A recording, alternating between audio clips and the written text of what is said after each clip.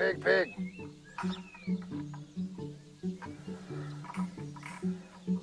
Pig, pig, come on. That's right, come on, boys, girls, it's. Come on, pig, pig, pig, come on. That's right, come on.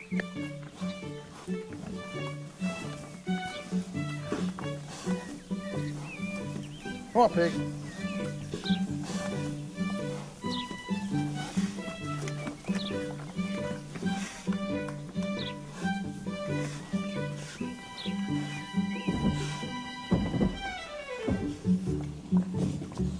Pigs don't sweat, so they're constantly looking for, a way to cool down a little bit.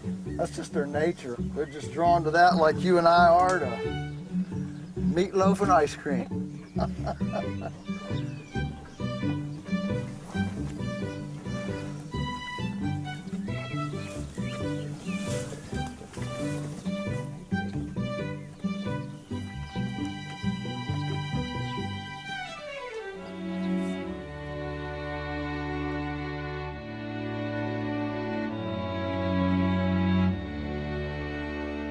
When I was in college, my roommate was from Pakistan, and he says, George, he says, Americans fear only one thing, inconvenience.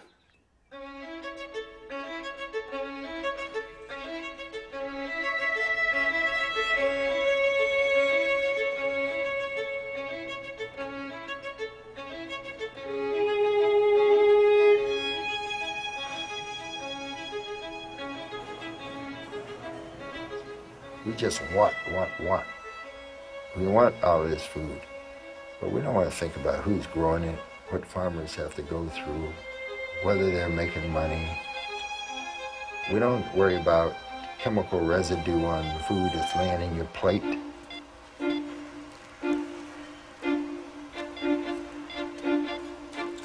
As long as it tastes good, as long as it first starts with, man, does it look good?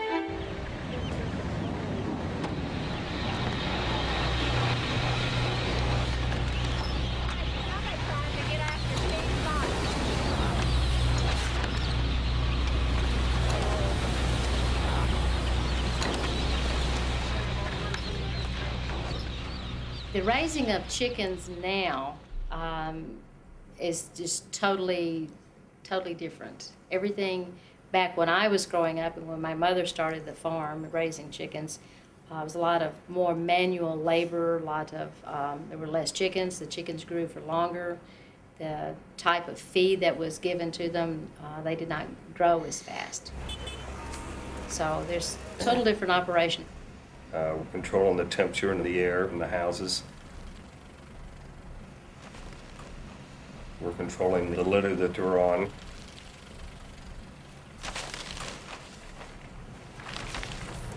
Is that the last one? This one is. My goodness. The health of the bird, because the environment they're in, is so much better than it used to be. The changes that have been made on this farm in approximately 10 years as far as raising About chickens. the last 7 years. Great changes.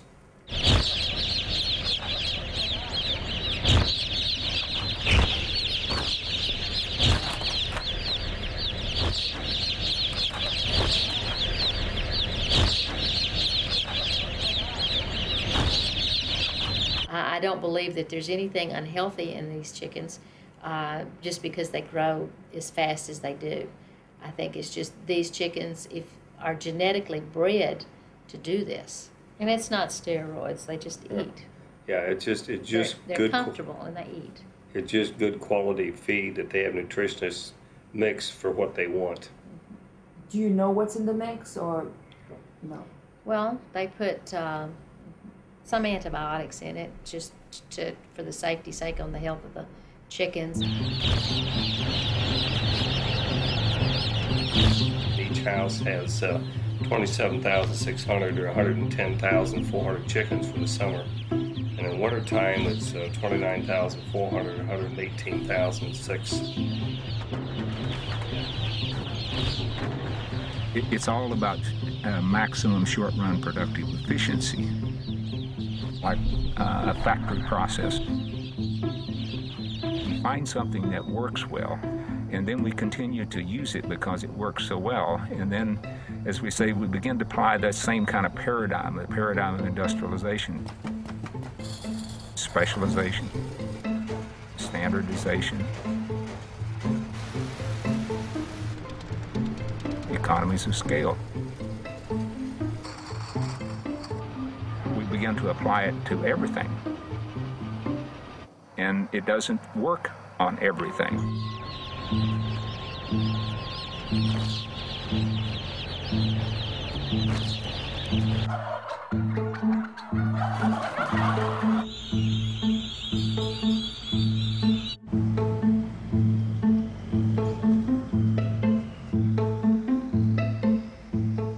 When people say the industrial food system is unsustainable, we throw around that word without really thinking through, well, what does that really mean? Well, it really means it can't go on this way.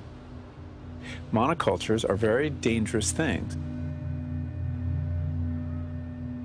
A monoculture is a lot of the same species grown together without variation. Nature doesn't have monocultures. When you grow too much of the same thing, you end up with too many of the pests of that thing. The only reason you can grow vast amounts of the exact same species of animal in close confinement is because you use antibiotics to keep them alive. Monocultures of corn and soy and rice and cotton, same issue. It takes an immense amount of fertilizer and pesticide to keep that crop healthy. Because nature doesn't like monocultures. Sooner or later, she will destroy them.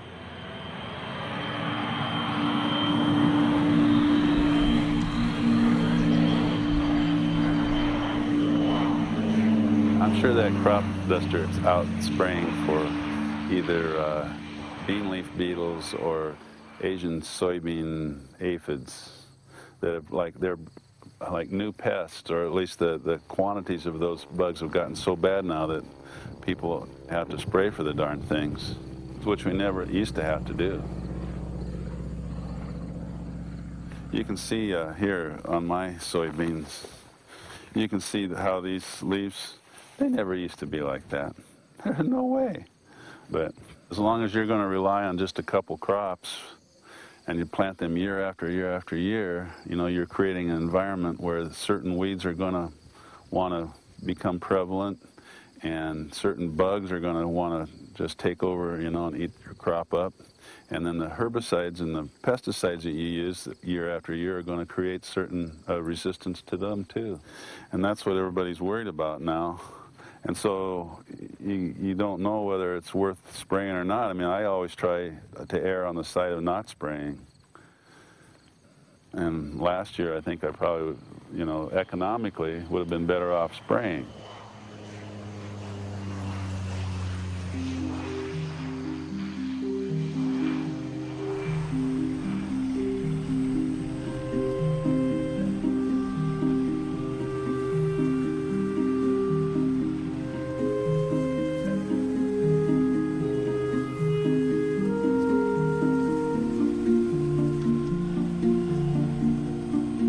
I'm a conventional farmer. Most of the chemicals and technology that conventional agriculture uses is aimed at eliminating risk so that you can produce the most, quote, efficiently.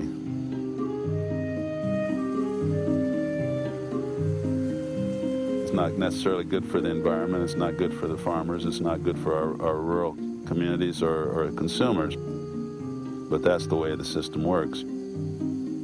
You produce the most to survive.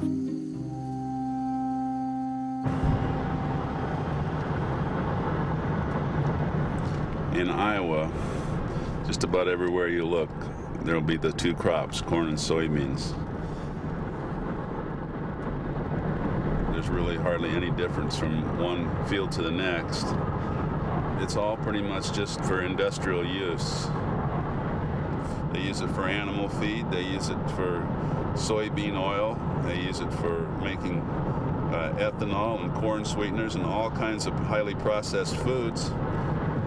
Most of these farms, when I started farming, had livestock on them. People were raising hogs, and people had some cattle, and even people, when I was a kid, had chickens. These big corporations industrialized livestock production. That really took the livestock off of the family farm and put them in these big factories.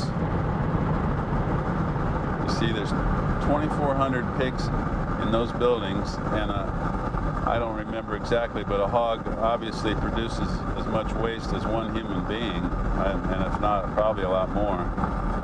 And so there you've got the same thing as a city of 2,400 people. And this is actually a small one. How do you like that smell? You're talking ammonia and hydrogen sulfide.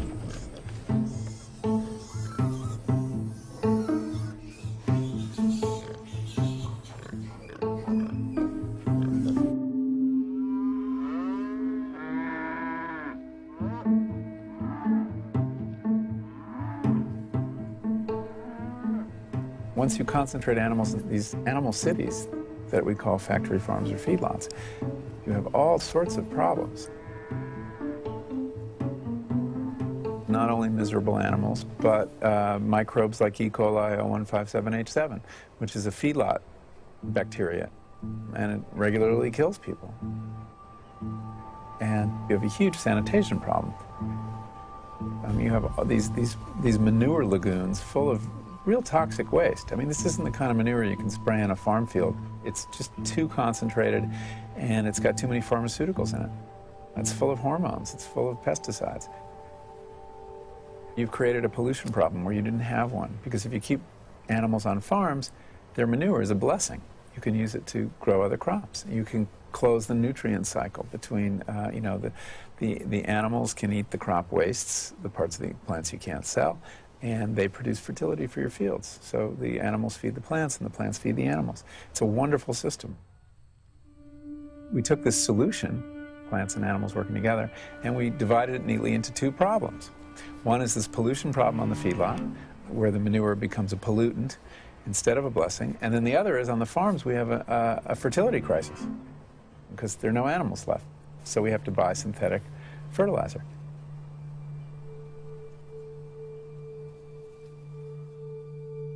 You know, we can tip the balance of nature to a certain extent, but when we try to tip it too far, it creates problems.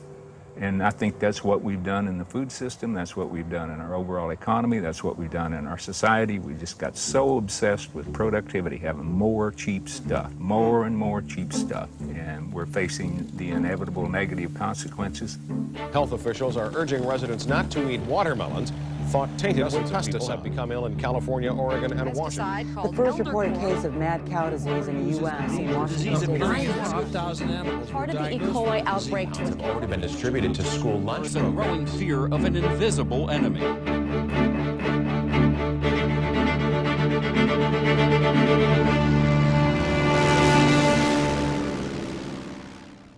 And so it's simply a matter of it being time to shift to a different kind of paradigm, a different worldview, a different vision for the future.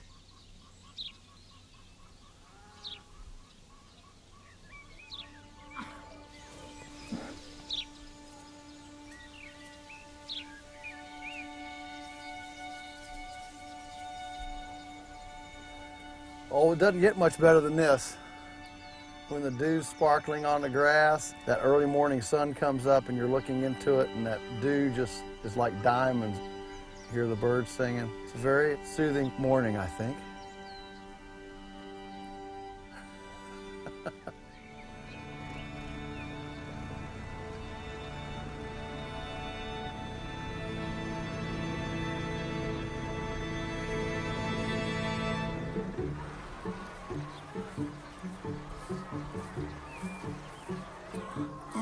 Good morning, birdies. Good morning. How's everybody today?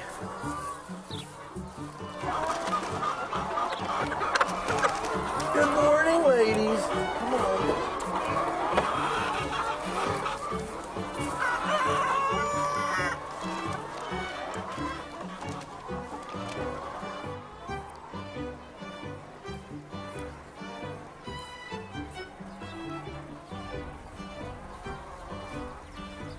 part of our responsibility as stewards of the earth is to respect the design of nature.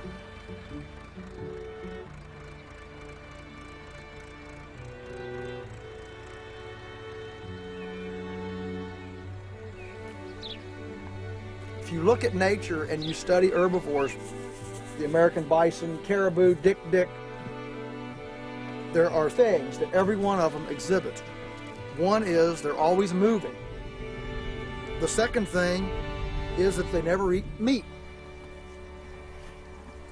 For 40 years, due to the industrialization and the centralization of production and processing, we've been promoting feeding dead cows to cows.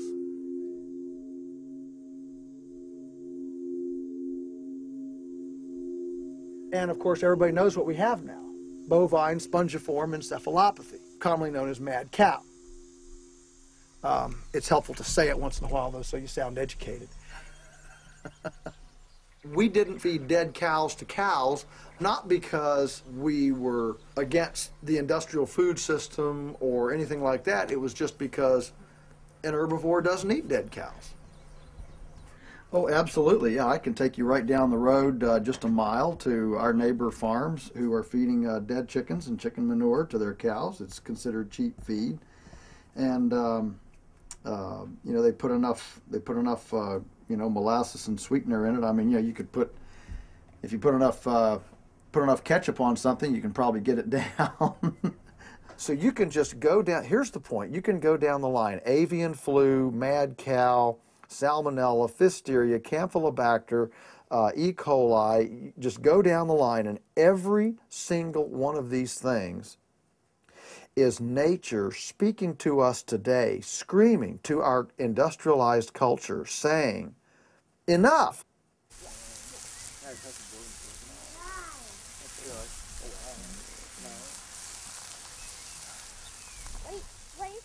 How about squash? And tomatoes and peppers. Peppers and those little tiny round tomatoes. Have you been eating those too? They're yummy. Those little round tomatoes. Huh? Did you eat some of those? Yeah, tomato. Yeah, tomato. Let's have a blessing, and then we'll graze. Okay. Lord, thank you for such a gorgeous evening to enjoy your outdoors. Thank you for bringing us through the day safely and bringing us all back here together. Thank you for the wonderful meal and all the preparation, care, thinking, creativity that's gone into it. Thank you for providing for our needs, and continue to bless our time and our fellowship together. We pray in Christ's name. You need the little saying that I cross-stitched for my mom that said, if you've come to see me, come anytime. If you've come to see my house, make an appointment. Absolutely, I like that one. Jacob's mother is such a cleanie that if the vacuum streaks disappear from the carpet, it's dirty and it's time to vacuum again. Oh, yeah.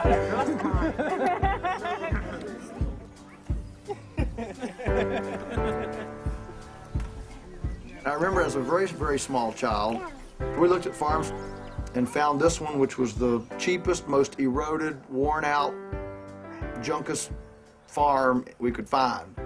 And that's what we bought.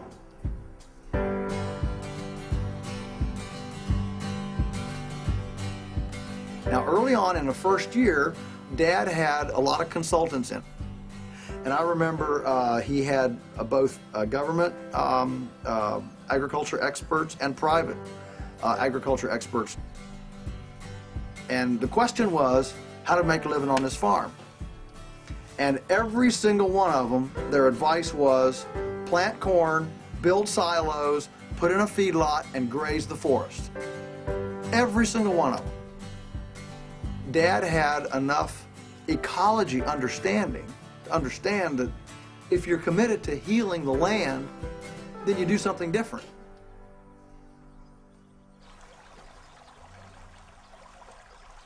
If you look at nature as the template, and look at the pattern and say, how can we most closely approximate this?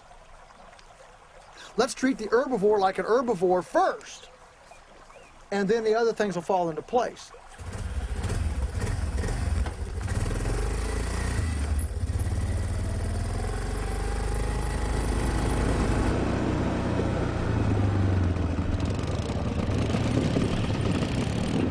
You're not scared of a bunch of T-bone steaks, are you? No. All right. Look them right in the eye. Daniel, the twins are right over here on the other side of the river. Yes. Yes.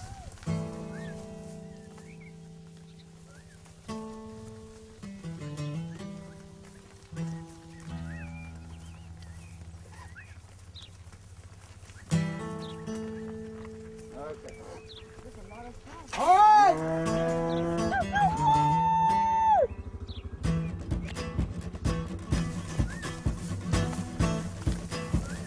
Come on now. Come on. We move the cows virtually every day from paddock to paddock. And what we're doing here is mimicking the natural herding instincts of herbivores in nature. They're moving on to fresh forage away from yesterday's excrement. It allows the area that they were in to revegetate.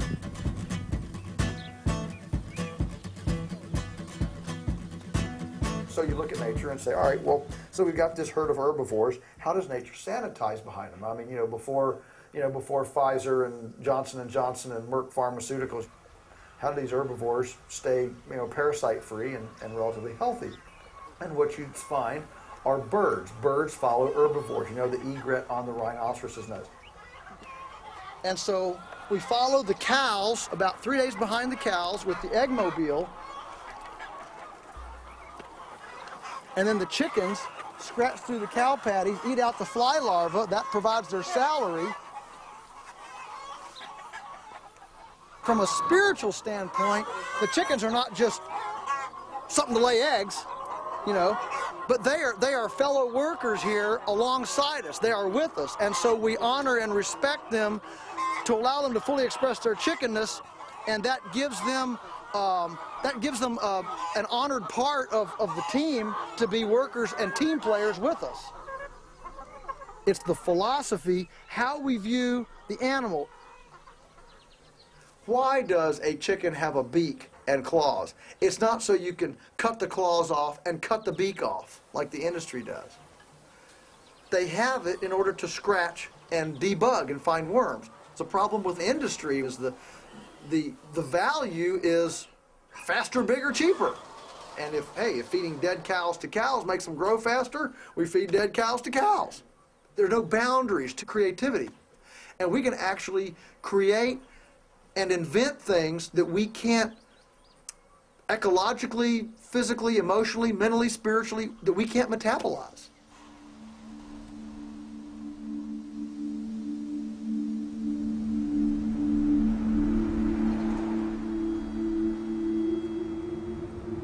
Growing up, my dad raised 7 children and very well on a 220-acre farm with 30 cows and 30 sows, and never had an off-farm job, and we lived well. But when I went to college, it was about production. How can you squeeze another pound of pork out of 2.3 pounds of feed, that type of thing.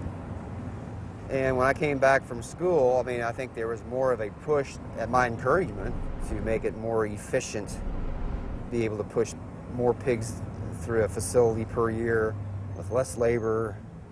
And so, I'd say I got hung up on that. And you know what? It didn't work.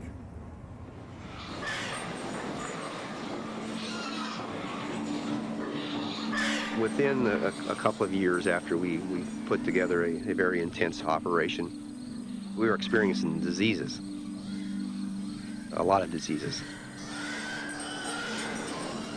I spent half my day sometimes, injecting pigs, treating them for various respiratory and different types of diarrhea, and it was it wasn't a very pleasant lifestyle.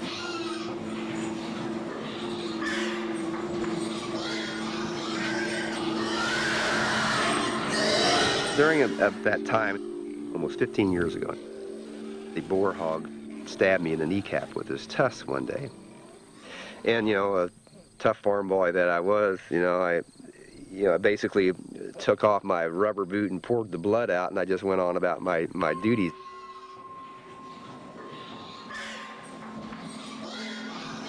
About 2 weeks later, my leg basically increased in about 50% of its size. It was throbbing. And that's when I went to the doctor. I contracted a strep infection. That was a mutated form of strep. They treated with first, standard types of treatments, penicillin, the tetracyclines, amoxicillin, erythromycin, and the list went on. And it did not phase my infection. And so finally, I was, they didn't have much faith that I would even survive. They put me in the hospital and gave me an IV of a new generation drug that saved my life. And what I was actually doing on my farm was basically feed continual dosage of antibiotics just for growth rates or to ward off a low-grade infection. Because when your best resource people tell you that this is the magic drug to increase growth and efficiency, you adapt that. And it's very dangerous. You kill off the weak strain, whether it be strep or some sort of E. coli, and then the strong ones survive and they multiply and mutate and become even stronger. And so you create an antibiotic-resistant monster strain. I realized this whole thing about antibiotic resistance was so true. And I realized that, I'm propagating this. And I'm selling these hogs to my neighbors for breeding stock, and I'm selling this pork on the market. My conscience really kicked in and saying, I can't do this anymore. It's not right. So I went cold turkey. I exterminated my herd.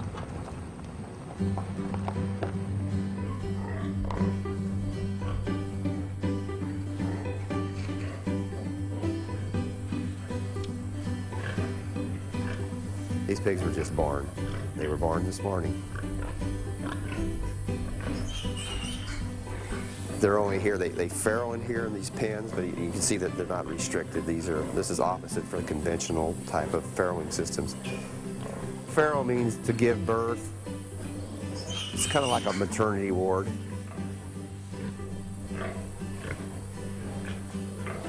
You may notice here too is that we do keep the tails on in confinement situations. It's a common practice to at least cut part of the tail off. They do that because when pigs are in close confined situations, they have a tendency to nip on each other's tails.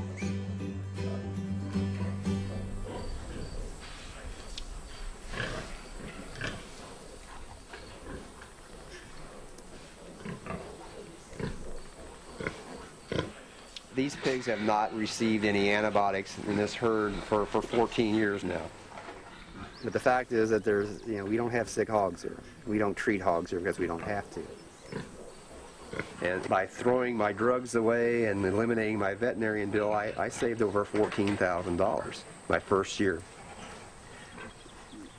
And I contend that, when you concentrate a lot of biological organisms, whether it be rats, kids, or pigs, that you're going to have problems. This farm here currently has about 300 hogs. It's a thin concentration compared to some of these farms that have, 20,000 on the farm.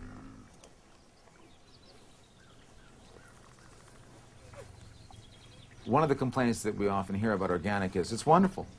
Sure, it's better for the land, it's better for the farmer, better for you, but you can't feed the world with it. We now know that that's just wrong. We have the science. We know the answer. And that is that medium-sized organic is far more productive than any sized industrial agriculture. We now actually, for the first time in the last 2 or 3 years, we actually have the studies, the data that definitely shows if you want to feed the world, don't be industrial agriculture. It turns out that all those inputs all the expensive machinery, all the pesticides, herbicides, not to mention the fertilizers. Make it unsustainable. In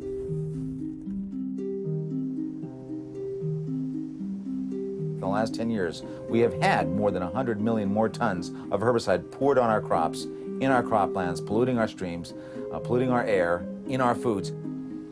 Industrial agriculture has caused us to lose over 90% of our diversity.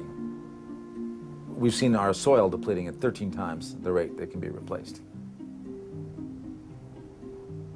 It's very seductive to hear that language, we need to feed the world.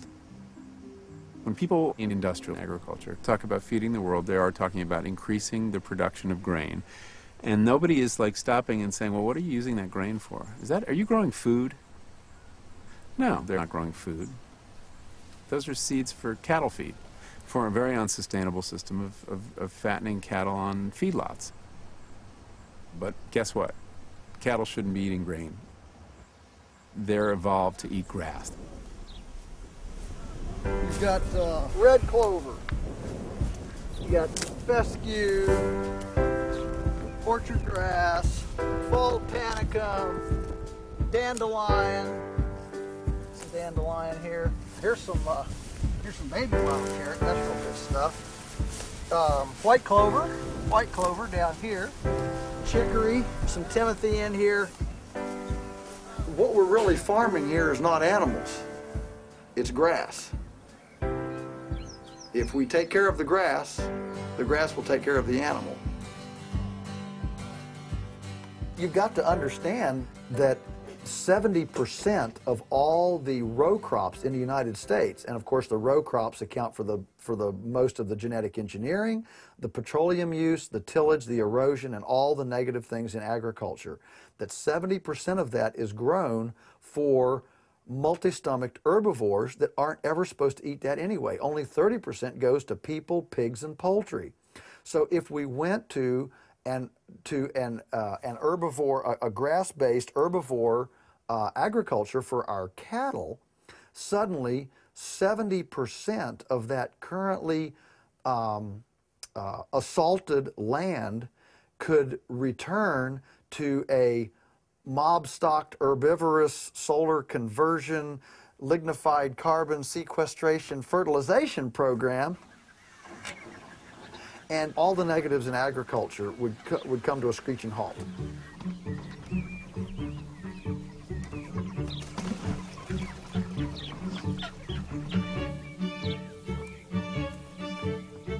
We're not talking about going back to Grandpa's farm. We're talking about marrying the best of the technology and the innovation that we have today, marrying that with the indigenous heritage wisdom of the chickenness of the chicken, the pigness of the pig, the cowness of the cow, the tomatoness of the tomato. We can raise everything we need without any of the industrial food system.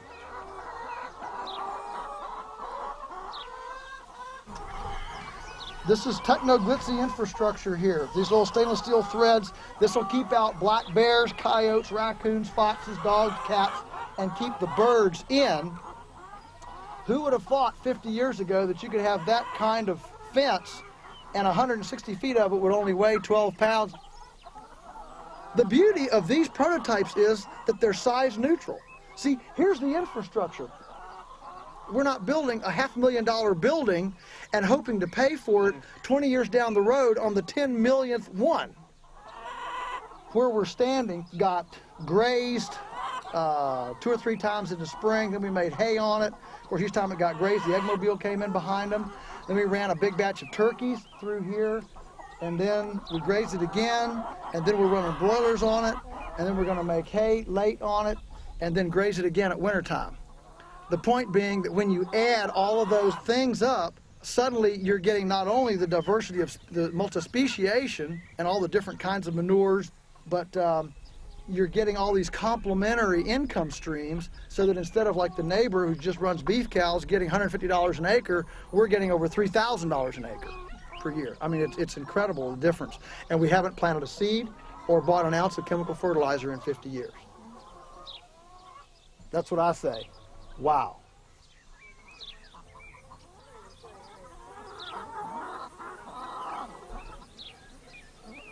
it is true that local and organic food costs more. It's worth more, too. When this dozen eggs costs $4 or $5, because these animals have been on pasture and it's full of omega-3 and it's full of, vitamin A, that those are not the same as those 79-cent battery cage eggs. And yeah, they're a white sphere, but they're completely different products. As we've industrialized our food, we've made it cheaper, but we've also diminished it nutritionally.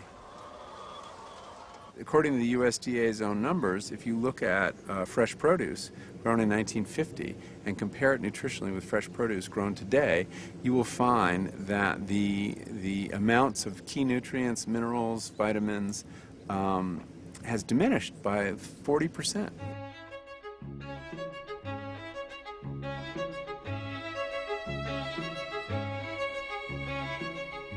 The more you process food, the less nutritious it is. Food is at its most nutritious in its whole form, in its fresh form, but most of the supermarket is full of processed food from which all the nutrients have been expunged, basically.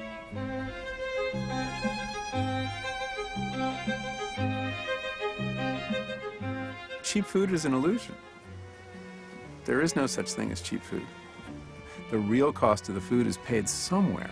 And if it isn't paid at the cash register, it's paid, it's charged to the environment, it's charged to the public purse in the form of subsidies, and it's charged to your health. You do get what you pay for, with food as with anything else. There are people, however, who can't afford it, and we need to basically level the playing field. Right now, we're heavily subsidizing every calorie of high fructose corn syrup and hydrogenated oil, which are the building blocks of processed food and the least healthy food we're eating. And we're not doing anything to subsidize or support the growing of healthy, fresh produce.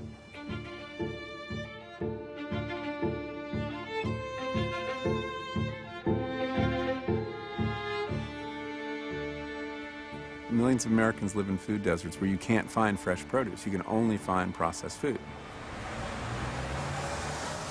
You can find ramen noodles and you can't find an apple.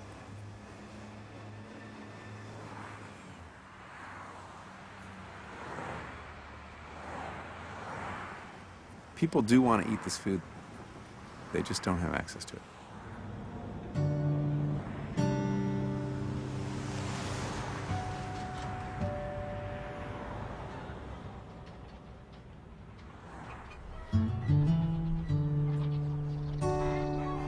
Okay, we're going to move forward, and some of our staff are going to kind of usher you guys along because we're going to be in tight confinement. Yeah, go this way. Have folks go this way.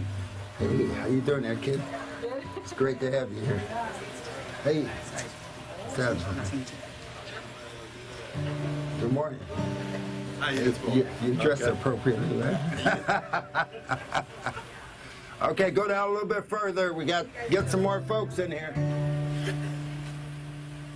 How's everybody this morning? All right. I'm Will Allen. I'm the Director of Growing Power, and just wanted to welcome everybody.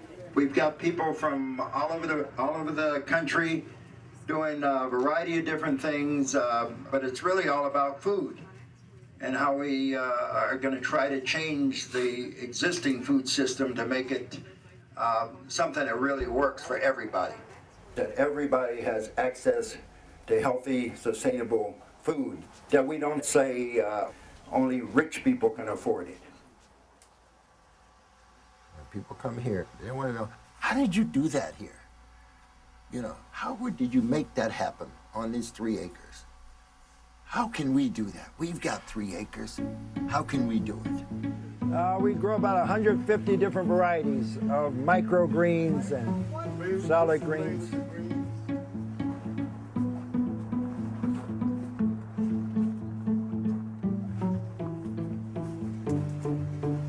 Graze as you go. Everything is edible here. Pay attention to all the use of vertical space. We try to use space as efficiently in these old greenhouses as possible. There 4,000 tilapia in this system. The biosolids, that's the waste from the fish, stays in the system.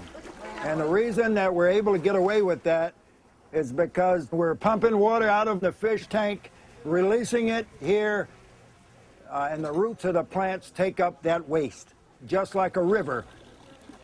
We don't remove the waste from a river or a pond or a stream. So all we've done here is recreate what is in the natural environment. Whether it's rural agriculture or urban agriculture in a sustainable way, you really have to grow healthy soil. So that's what we do. We're going to compost about 6 million pounds of food waste from the city of Milwaukee this year. And that food residue will turn into a high nutrient, microbiological soil. We're starting to get a lot of waste from food wholesalers. They throw away thousands and thousands of pounds of food waste a week. We're only scratching the surface. We're only getting a very minute. When I talk about 1 million pounds of food waste, that's not a lot. We compost our food waste, and then we feed it to the worms, and this is what you get. The worms are in here breaking this down, creating wonderful bacteria, turning this stuff into black gold. And this is your base material for growing food. Joe, get your hands in that. Okay. Very cool. The worms are breaking down the waste. If 70 people come, not all 70 people are going to become farmers. That's totally unrealistic. But they are going to learn about how to eat healthy, where their food comes from, how to support the system in some way. That's how you grow a movement. So you guys can go over and dig around if you want and see what's in the bins. Okay, Lydia, you got to grease down and grab some worms now. I think I used to eat a lot of garbage before growing power. I did. Will is real particular because he would talk about your food. I mean, when he used to have his food and we run down the street to you know who, and he'd say, do you know what's in that? Do you know what that's doing to you? And we'd be like, shut up, because we're hungry right now. And you just gobble it down. But as time went on and he started bringing in the veggies, I started eating more veggies. I was not a vegetable eater. I have 2 children. They are not vegetable eaters. We eat more vegetables now than we ever did in our entire life. The free-range meats. His meat, oh my God, I used to tell him it was too fresh. I couldn't stand the taste of the chicken or the beef. The beef farmers would come down and bring steaks and cook them up for everybody. Come on, have a piece. They would even tell you the name of the cow that it came from, and I'd be like, I'm not eating that. That's just too fresh. My food don't have a name. Huh, my food has names now.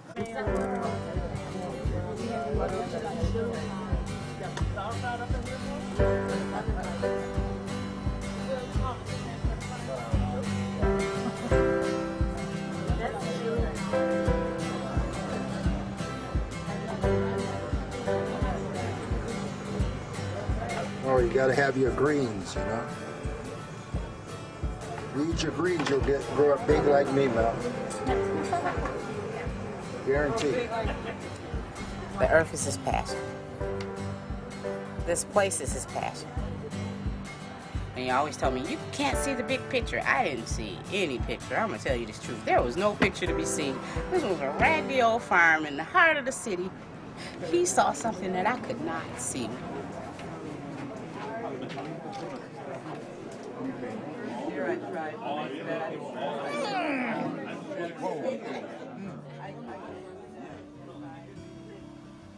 Everything that I know today I learned from my parents.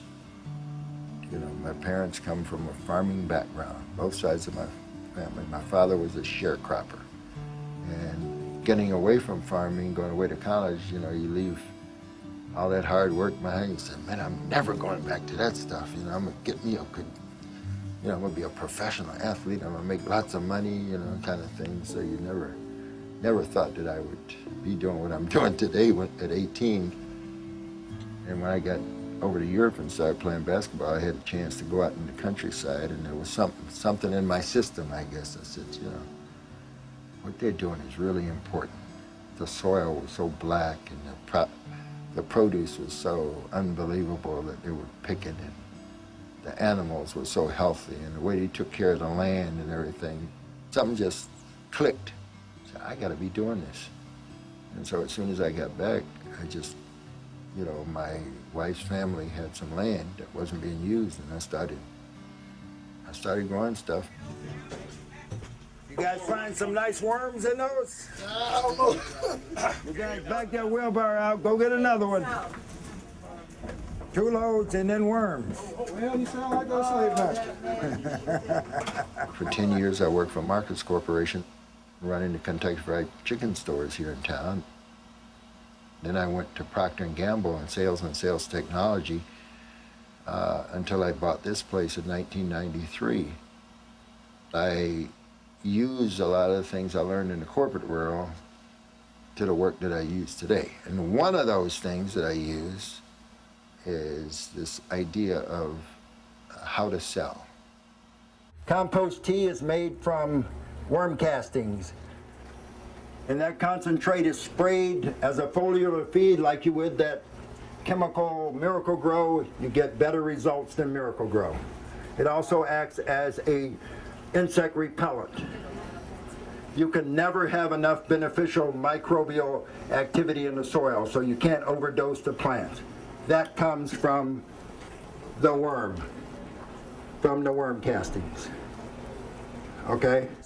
Are you selling worms? We don't sell worms, we give them away. You want worms, we'll give you worms. You have to convince me that you know how to take care of my babies. You know? Okay. You have to teach me. You have to use antibiotics? We don't use any chemicals on any animal, on anything here. They get ill? Nope, because of the beneficial bacteria. Yeah. We never had a disease problem. Okay, you guys, keep going.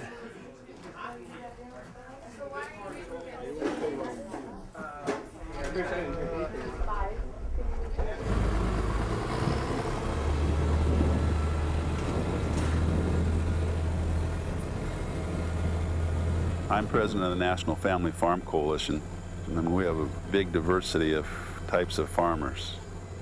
We have small vegetable farmers, and we have ranchers, we have and people like me who just raise corn and soybeans, you know, for the military-industrial complex. And I'm a conventional farmer, although I don't use genetically modified crops. I drew the line there.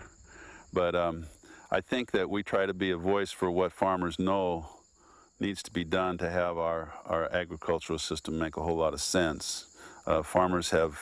Many farmers have, you know, done what they had to do to survive, and knowing it full well that it's not the best thing for themselves or for society. But you know, if they hadn't done what they did, they wouldn't be farmers anymore. So we try to represent all farmers. Farmers that are brave to creating new markets and producing food sustainably and organically. You know, we put them on a pedestal. We think they're just fantastic, but we also want to represent the farmers that are just hanging on there and that do have the ability to transition back to something that's more sane once we get the policy that's going to support a agriculture that's sustainable and supports family farms across the board. Farmers have huge expenses for seed, for fertilizer, for chemicals, for fuel for their equipment, for equipment costs, and for insurance, and interest on the money that they borrow to pay for all this stuff. And the price farmers get for our corn and soybeans is way below the production costs. And if it wasn't for the subsidy payments we get from the government, we'd all go broke. We cut subsidy checks directly to farmers for every bushel of corn they can grow. That seems like a good deal for farmers, but in fact it isn't. Who it's a good thing for are the buyers of cheap corn, the food processors.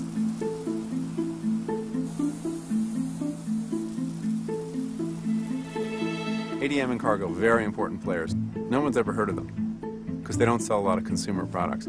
But they have enormous power in agriculture because they're selling farmers seed, they're selling farmers the fertilizer, they're selling farmers pesticides. After the farmers have grown the corn and the soy, they're buying it from them at the elevator and then turning around and processing it into the high fructose corn syrup that becomes the soda, the ascorbic acid that's the food additive in all the fast food. And they've got feedlots. So they're making the meat also.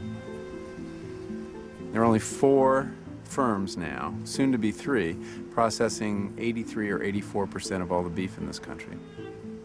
So you have a very small number of companies controlling the industrial food chain from seed to plate.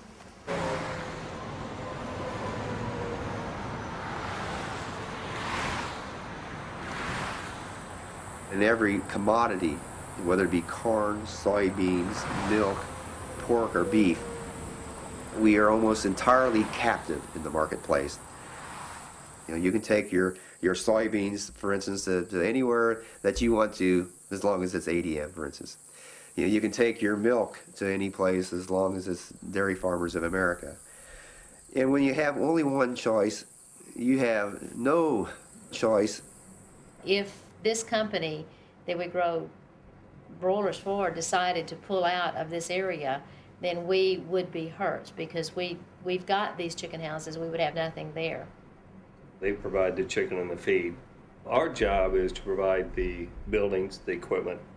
We provide the water and electricity and the labor, and dependent upon the weight of your chicken and how much feed it took to get them to the 4 pounds, and that's how we get compensated. So we're dependent, you might say, on the company itself. So when I just signed a 7-year contract with these at a certain rate of pay, I had to sign for 7 years because that was my only option. If I did not sign it, then I would not get chickens tomorrow.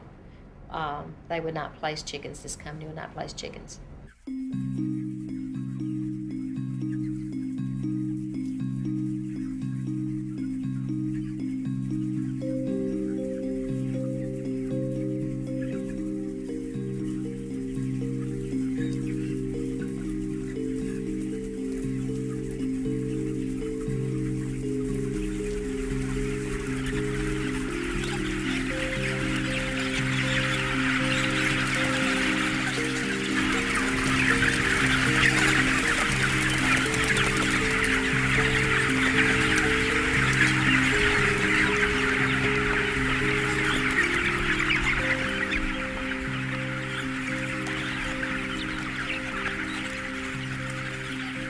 During the past 25 to 30 years, big industry have basically mandated that if you want to be a part of our system, you must raise it this way, you must put up buildings this way, you must use our inputs, you must market through our system.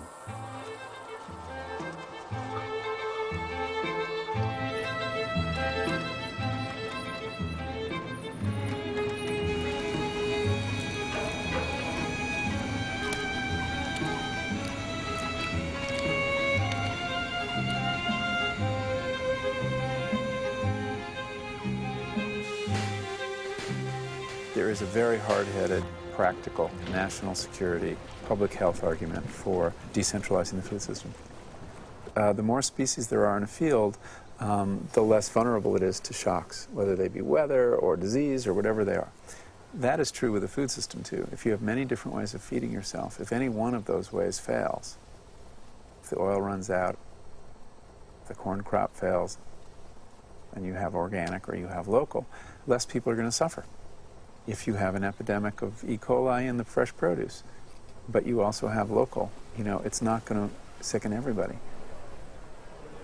If there is really only one place to get your food, or very few farmers to produce your food, you are very vulnerable.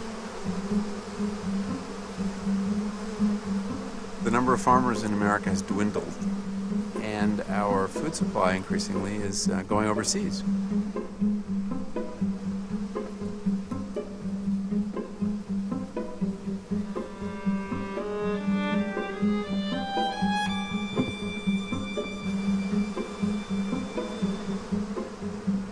The last 15 years, we've lost about a third of our beekeepers due to honey being so cheap and Everything else you're buying is so high.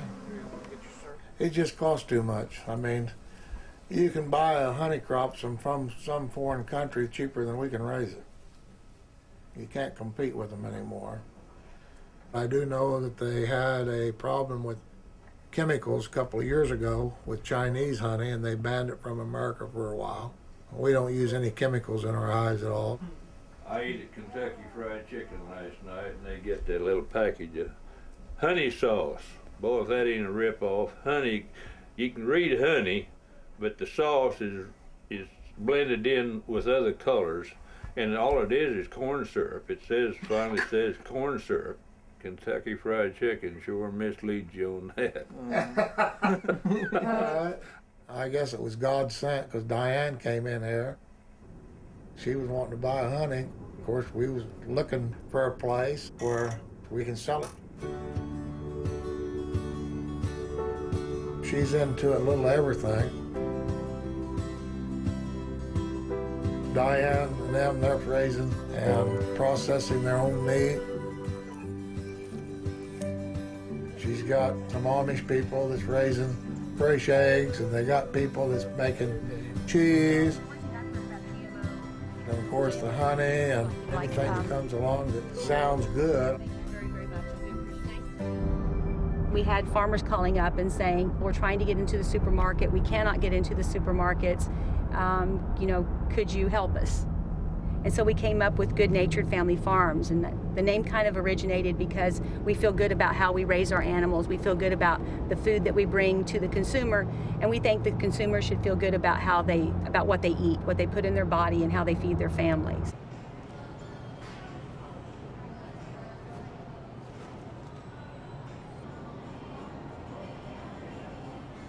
Good Natured Family Farms is an alliance of 75 family farms surrounding the Kansas City metro area.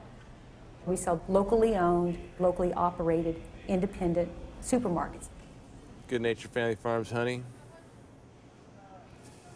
The one and only from local bees and flowers. And it's good too. True, true, true.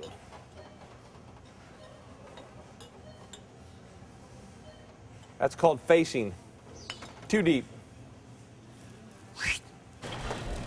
How are you? Oh, I broke my foot, man. Oh, bummer. Terrible, terrible dry.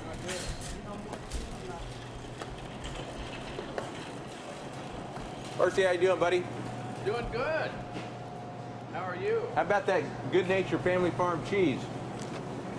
You want some of that? Local artisan cheese, Good Natured Family Farms. Vince, how are you, buddy? All natural, Good Natured Family Farms, Black Angus. So to Vince, #1 meat man in Kansas City. What have you been up to? Just working. Yeah? Balls bought a little over $100,000 worth last year, 12 months' time. They're good people to deal with, you know, they pay good. You know, really, really fine people. Of course, they just started out. I mean, I think Ball's is about like our honey house. I think Fred Ball's dad, I'm sure he was, had one little old store in Kansas City in the early 1900s. And, you know, now they've got, I think, 34 of them, and they keep it growing. So, you know, he knows what it's like to be little, because they started off that way. When we started a relationship with Diane Endicott 5 years ago, she had brought this concept of putting together a cooperative of different farmers. And we pretty much, on a handshake, tell them we're going to take everything that they grow. And so, being a small family-owned company, we're able to do that. We see it as really good for our customers because we're giving them the best possible products available on the face of the earth. How you doing, buddy? This guy right here is a perfect example. He is actually 95 years old, but he consumes Good Natured Family Farm products, and look how healthy he looks for a 95-year-old. Huh? Oh, I broke my foot. These independent supermarkets, they are up against the same thing that the small family farms are. Because every time a Walmart comes in to a rural area, that local grocery store usually goes.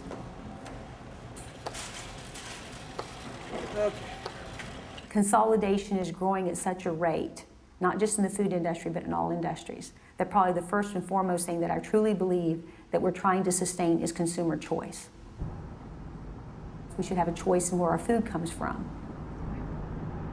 If we just had every person that shops at Hen House, if they would just spend $10 a week, I mean, that would be such a small percentage of their overall food sales, but it would make such a huge statement and a huge economic impact, you know, not only on the small family farms, but to the economy, because the amount of money generated by that would be tripled or quadrupled by what it would bring back to our local economies in our rural areas, which are, you know, are dying. One of the fundamental reasons for shifting to the industrial system is that we could produce more with fewer people employed. This issue always comes up with respect to large-scale confinement animal feeding operations, whether it's hogs or chickens or whatever. Whenever you go to that kind of a system, you invariably displace more independent family farmers than the people that you employ.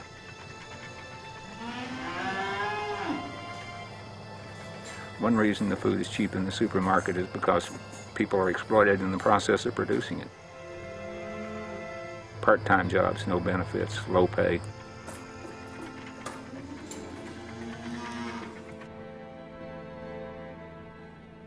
I guess the hardest part I would think of this job would be the actual processing of the chickens, and it does not smell good, does not look good, and it's not a place where I would want to work. I really prefer providing the product. Yes, in our area they cannot run 3 shifts. They can only run 2 because they can't get enough people to work the 3rd shift to have a full 3rd shift.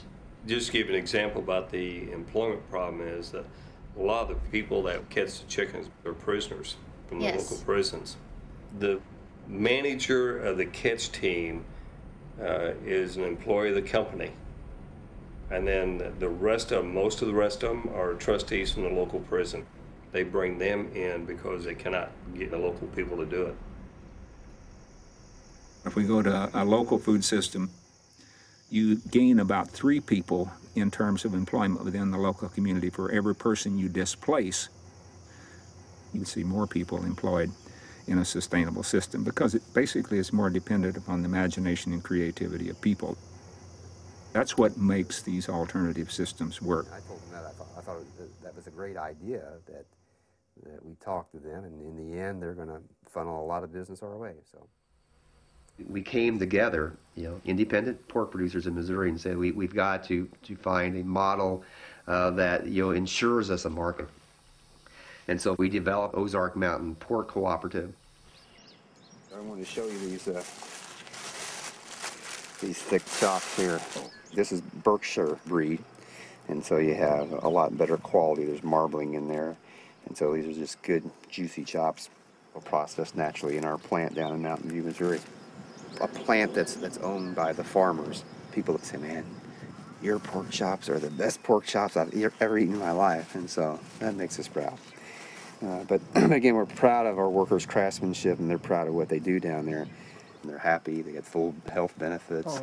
They're making, on the average of $14, $15 an hour compared to $6.5. So we have a stack of applications down there about that thick of people wanting to work there, which is just tremendous. So this is equitable food. It's good price for farmers, good price for workers, and good for the environment, good for the community. And so, you want to talk about excitement. I've been a family farmer ever since I was 5 years old, and and been through a lot of struggles. And this is all I've ever wanted to do. But you talk about the greatest opportunities, in my lifetime. It's right now, because I know the consumer. That's what the consumer wants. They want my pigs. They want to know that they got a guy out here that raises them this way and that cares about his community and things around him. They want my product. I've got to figure out a way to bring our farmers together so that we can provide that product to them.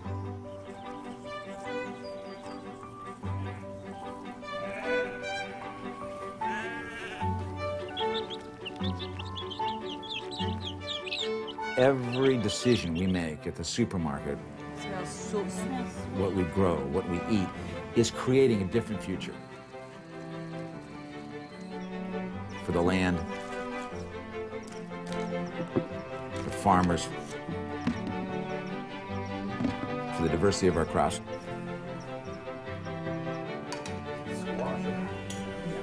For the health of our own bodies and our communities. And that's what you're seeing with the organic movement and the local movement and all these extraordinary things that are happening.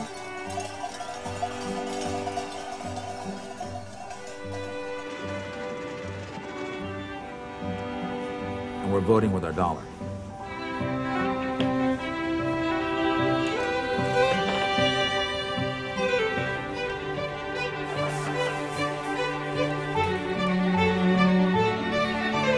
That's what's so empowering about the food issue.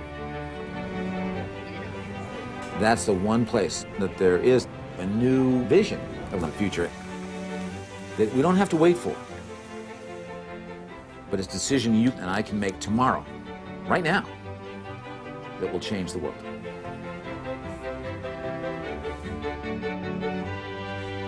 It's not an impossible dream out here. I can remember when the first supermarket came in. This Piggly Wiggly store. Those changes have come in my adult lifetime, from that system where there wasn't a supermarket to now where it's all supermarkets. And just as significant a changes can come in the next 50 years. We can transform the whole food system. It just happens one person at a time, one farmer, one consumer at a time. Can you do this? Can you do it? You sure? Yes. Yeah. Along with my husband, yes. Yes. We will not move from this spot until every one of you tell me you could go home and do this.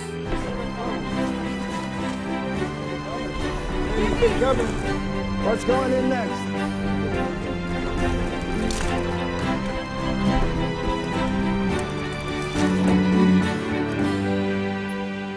Food is at the foundation, but it's really about life.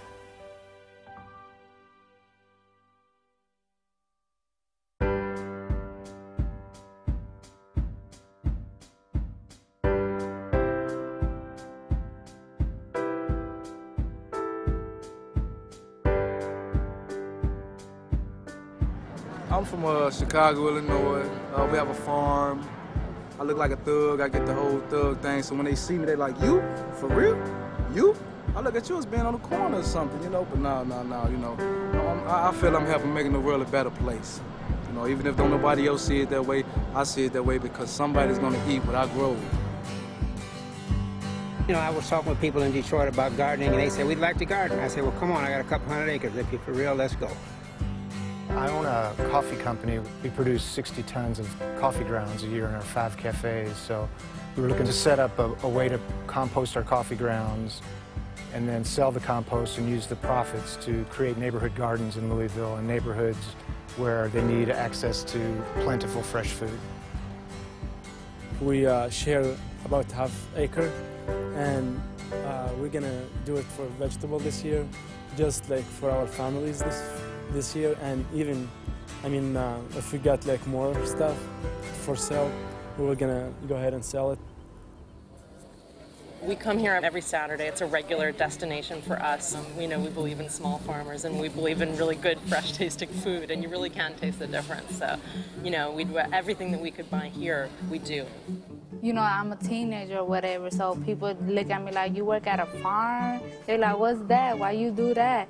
You know, you should be working some other place, you know, not getting dirty and stuff like that, but this is my job. This is what I love doing.